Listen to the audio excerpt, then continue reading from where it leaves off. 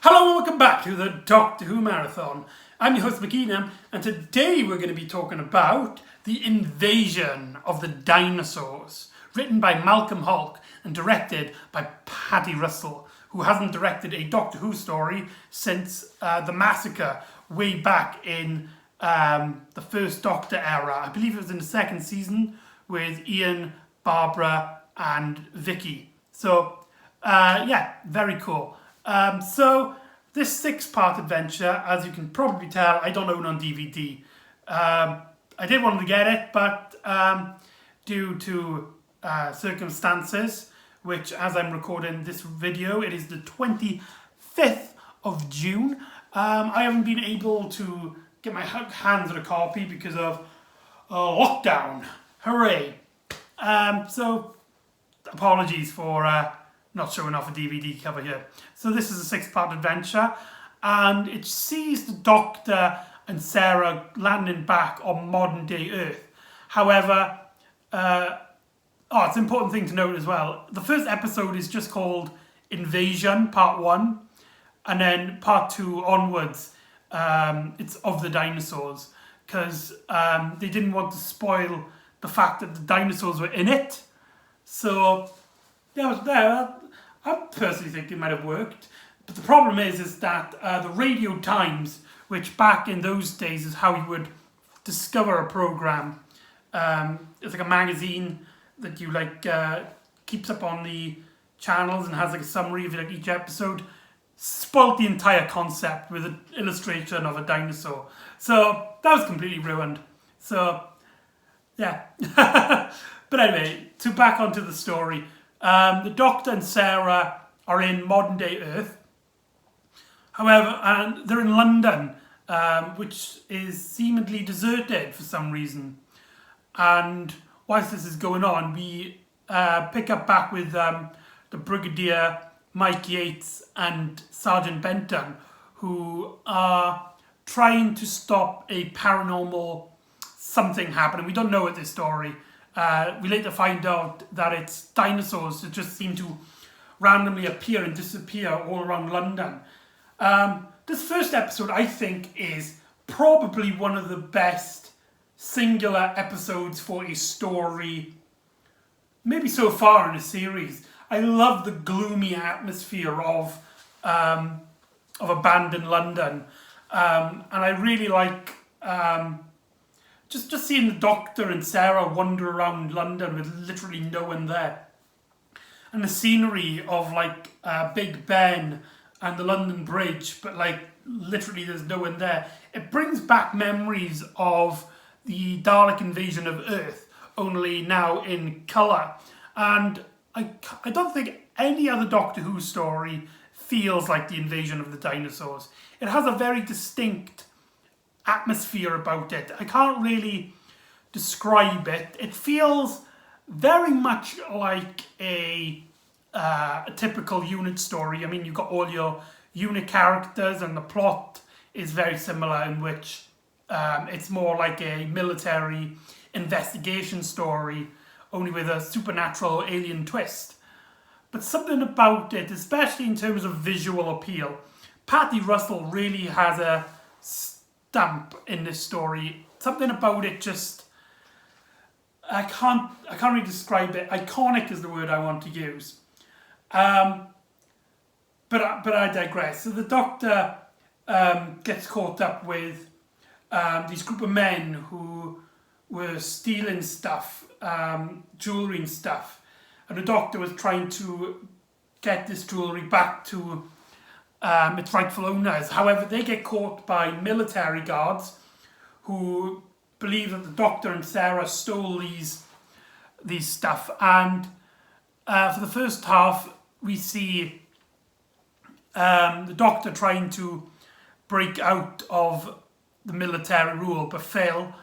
And where the Doctor then and Sarah are going into the van, driving to a detention centre, and all of a sudden they're attacked by a giant T-Rex. I think it was a T-Rex. And that ends on a cliffhanger. Now, two massive issues a lot of people have with this story. One of them I totally agree with. One of them I'm kind of 50-50. The 50-50 one being the effects. Clearly this isn't going to be Jurassic Park or anything. This is a 1975 story with the BBC budget, already really pushing it, having like an abandoned London and everything. And this cast in this story is huge. So you weren't expecting them to be cheap, to be expensive, I mean. But the story, I think a lot of people are disappointed with the dinosaur effects. I'm personally 50-50. I like the practical effect of it, and you can tell just by looking at these dinosaurs props, there was a lot of passion and determination in this project.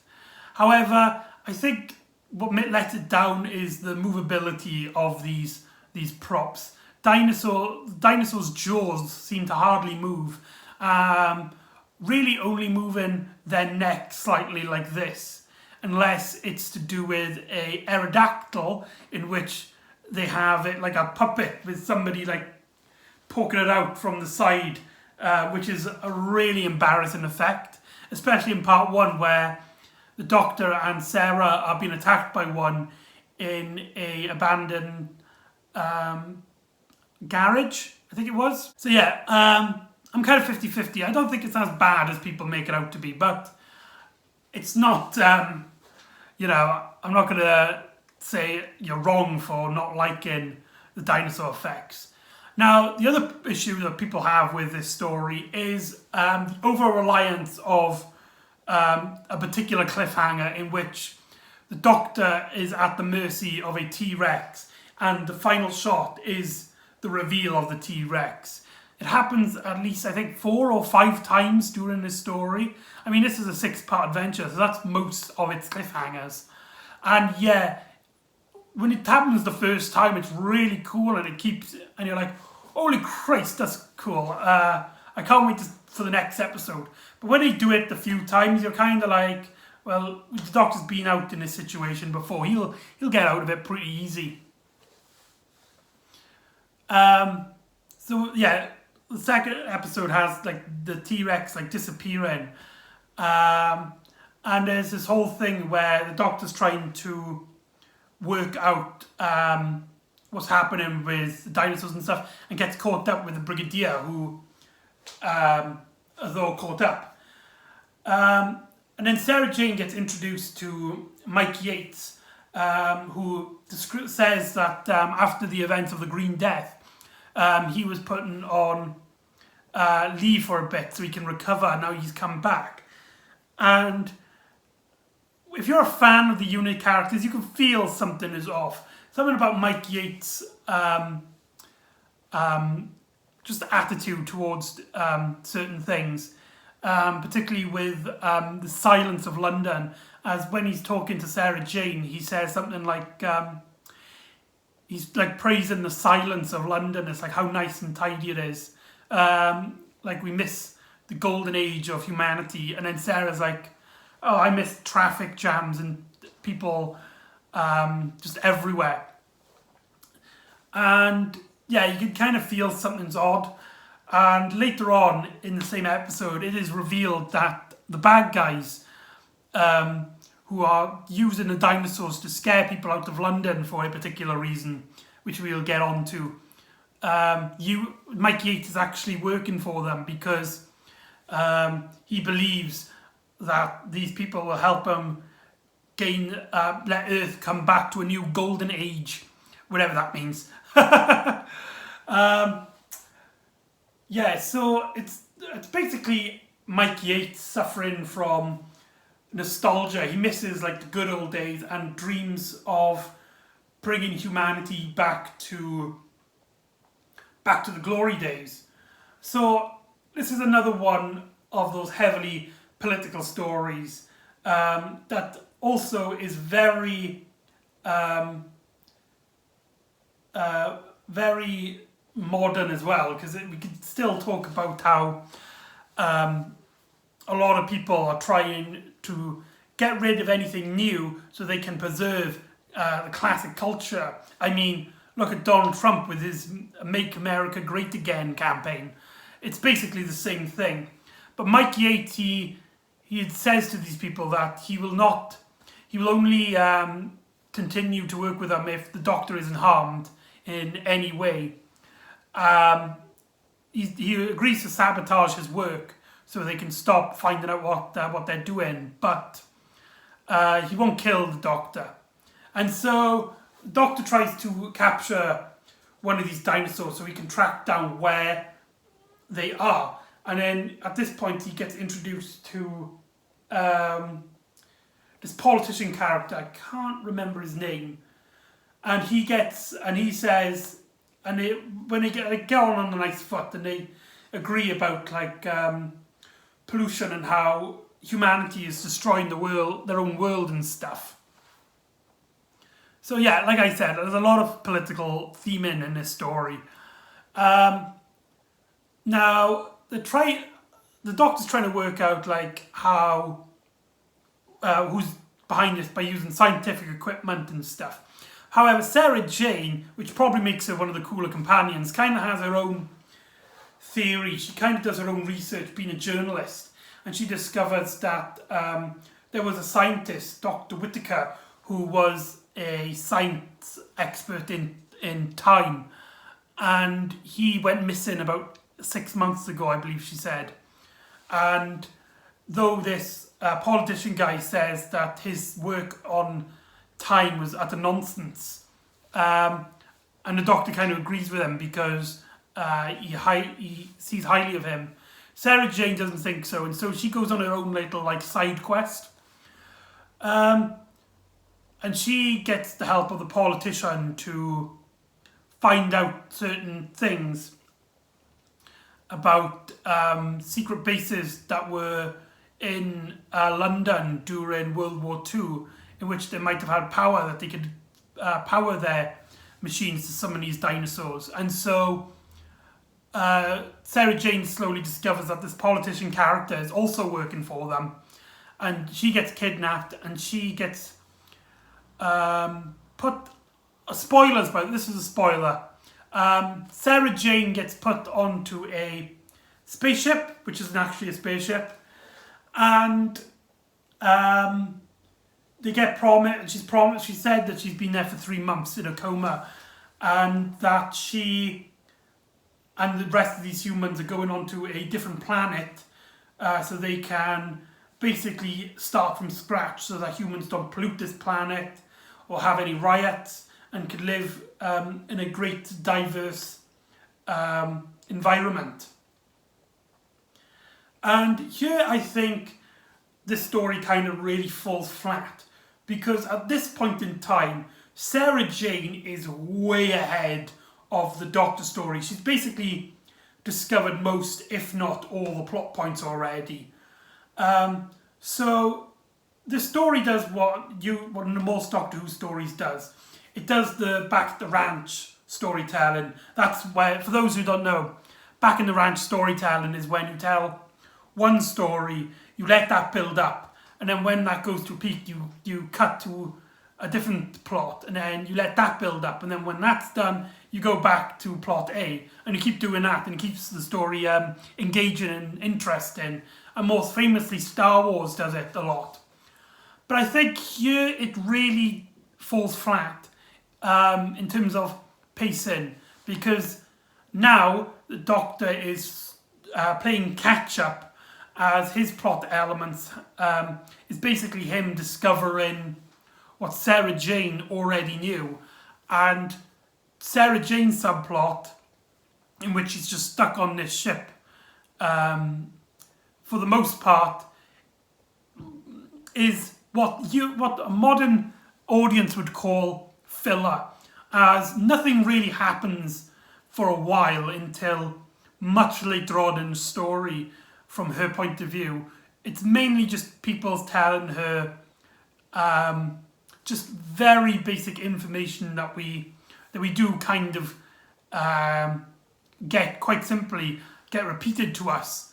And so we got the Doctor's story, which is playing catch up, and we got Sarah's story, which is playing waiting for the other team to catch up. So I think this little subplot just completely messes up with the pacing of the story, and it was kind of here that I was feeling a bit bored by Invasion of the Dinosaurs. I don't know if that's a controversial opinion. I mean, Invasion of the Dinosaurs seems to be one of those stories where you either you like, but you don't love it, or you don't like it. I think I more like it. I think it does have a lot going for it. Like I said, I actually like the dinosaur designs. It's just this element which takes place around about the midpoint. So by episode 3, I think it's the cliffhanger for episode 3, having Sarah Jane wake up onto this base thing. So yeah, half the story is basically then the Doctor playing catch up to Sarah Jane's plot. But more importantly than anything else is that we get the introduction to the Whomobile. What the hell is this? The backstory behind this is that the production team wanted to basically give John Pertwee something that he'd enjoy, like a present for the show, and they knew he loved his gadgets and gizmos and his vehicles, which is why he was in so many. He's been seen in like Bessie and a motorbike in a few stories so far, and he'll have more later on. And so we get this really weird sci-fi design. If I remember, I'll put a picture up but here, and it just looks really strange. I don't know if I like it or not. They never actually call it the Whomobile on screen, but it is called Whomobile by the production team, and every other interview that talks about it. It's very 70s, and John Pertwee just rocks it, but come on, can you take any of that seriously? Now, I love this kind of a plot near the end of the story in which the bad guys try to discredit the Doctor, and the Doctor goes on the run from UNIT.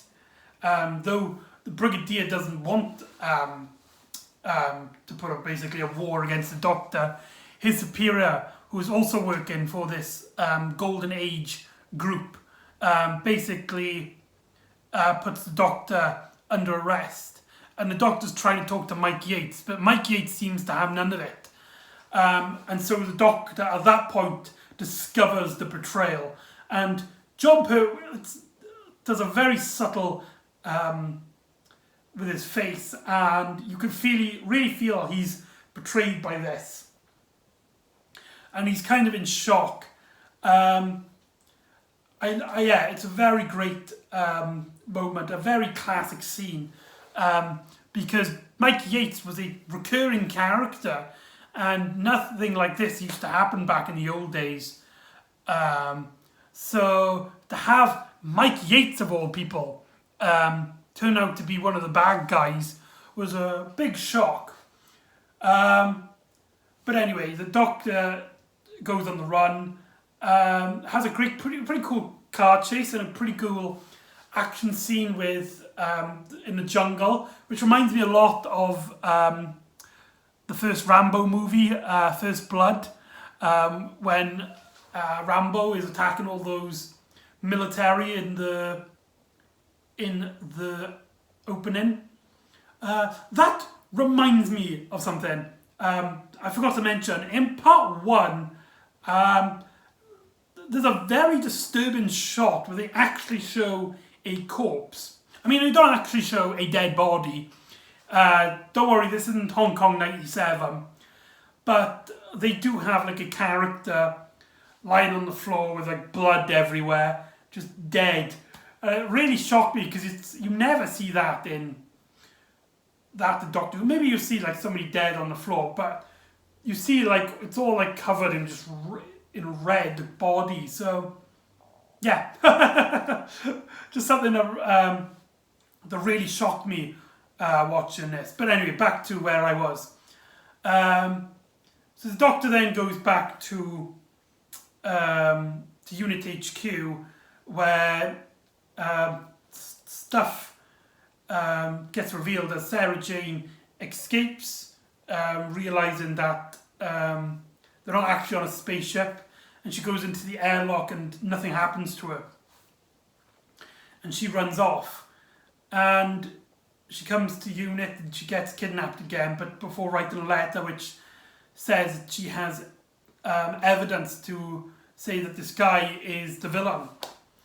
And then, action ensues and stuff. And you might notice that the plot has completely disappeared away from Dinosaurs.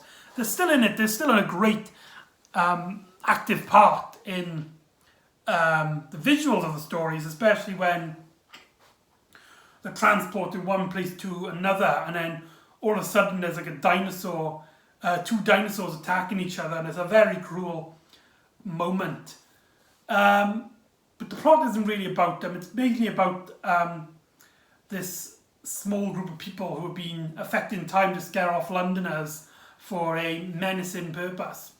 And the Doctor finds out, by Mike Yates of all people, their plan, in which they were going to evacuate London, use this time thing so that only London and the people in it, which would have been their people, and everybody who believes that they are on a spaceship, travel back in time and basically reset Earth's history from the dinosaur era.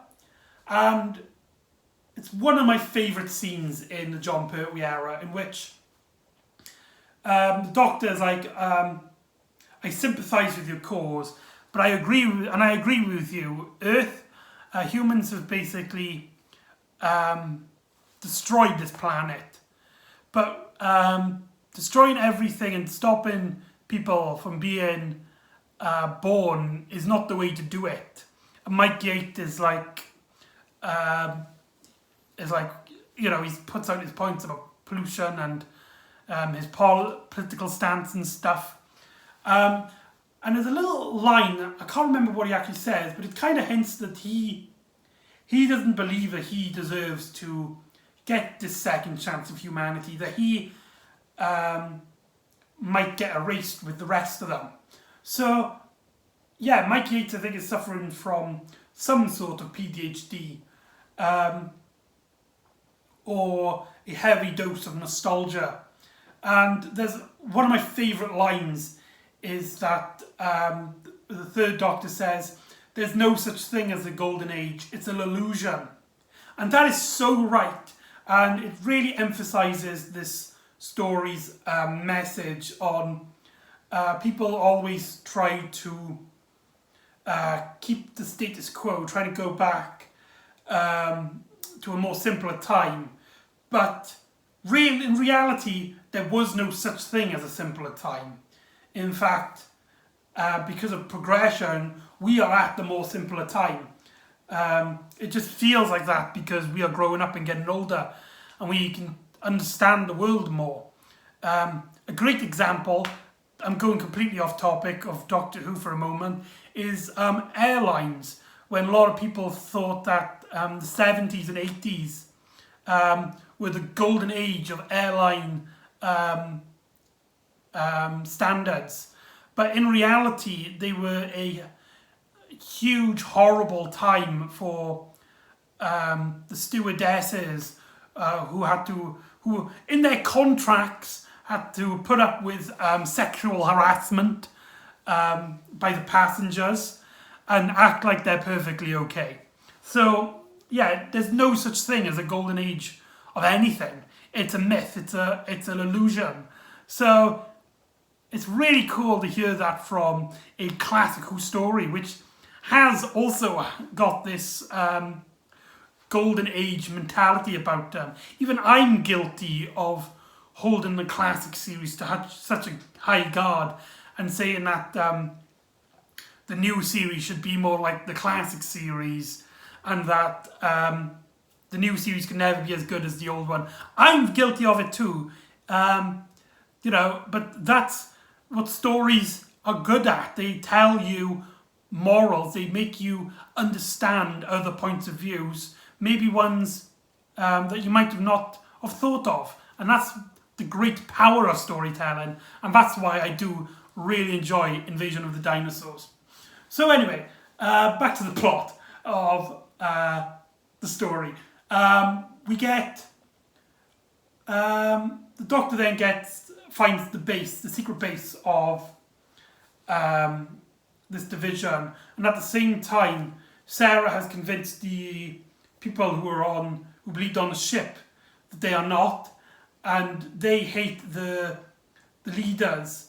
Now, there's another political element here in which people of higher authority will take advantage of people's innocence.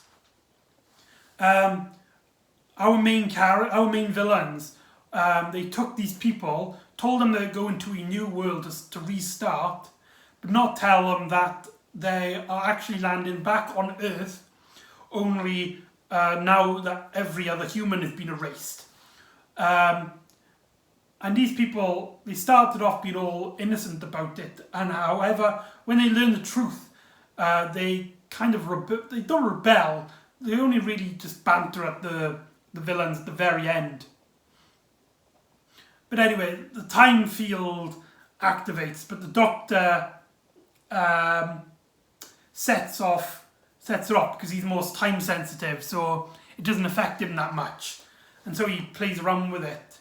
And this politician character and the general character, the one that was looking after Brigadier, who both were the villains of this plot, tried to make the machine turn on again. However, the Doctor had reversed the polarity, and so it only put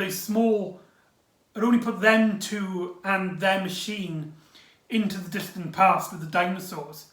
And the Doctor basically jokes that they've got their golden age. I hope they like it, implying that most likely they were killed by the dinosaurs. So I love this ending. It's a great ironic ending to our villains. It happens abruptly, but I think it kind of fits for this story. And yeah, Mike Yates has gone into not prison. He gets the opportunity to resign quietly, and that's the end of our story. Another thing, before I finish off this episode, another thing I forgot to talk about is the humour in this story. It's another bit of this story that makes it feel very strange compared to other Classic Who stories, as most of the time Classic Who's humour comes from characters' banters and their wordplay and stuff. However, this story is more about people's, the humour anyway, comes through people's reactions. Two great scenes is when the Doctor basically wants some peace and quiet. So he's working on the device, and Mike Yates is telling him, asking him all these questions about how the machine works, what it does, if there's anything he can help with. And Mike Yates decides to leave, only for Sarah Jane to come in and ask the same questions. And so the Doctor chucks her out and locks the door, only not to realise there's another door, to which the Brigadier walks in and asks the same questions. And John Pertwee just puts his hands on his head like that, and he's like, really funny moment. And another moment as well is with the general character. He sends Sarah Jane a jeep to take her to the politician character, when this is before she discovers that he's the villain. And the Doctor and the Brigadier are in the HQ, just talking about like stuff, and they're wondering where Sarah Jane is. And the Brigadier gets word that Sarah Jane was last seen going into this general character's Jeep. And the Doctor's like, oh! And it cuts. So, yeah. And there's a few moments like that throughout the story. So, not that it's like more humorous or less humorous than your average classic Who story. I wouldn't consider it a comedy unless you count the really bad dinosaur effects. But it's just that the humour in this story is very different compared to other classic Who stories, especially around this time. So that's Invasion of the Dinosaurs. I personally really like this story. It has a few issues which prevents it from being a fantastic story. It's a good story. It has some very great moments. And if it wasn't for the terrible pacing halfway into the story to near at the end, I would consider this a highly rated story. And also as well, the dinosaur effects might put a lot of people off. So I say, I recommend it to you. Just be aware that story does kind of stop halfway through and the dinosaur effects aren't that popular. So join me next time where Sarah Jane gets her first introduction to the Doctor's greatest enemy. So join me next time for Death to the Daleks. See you next time on the Doctor Who Marathon. Ta-da!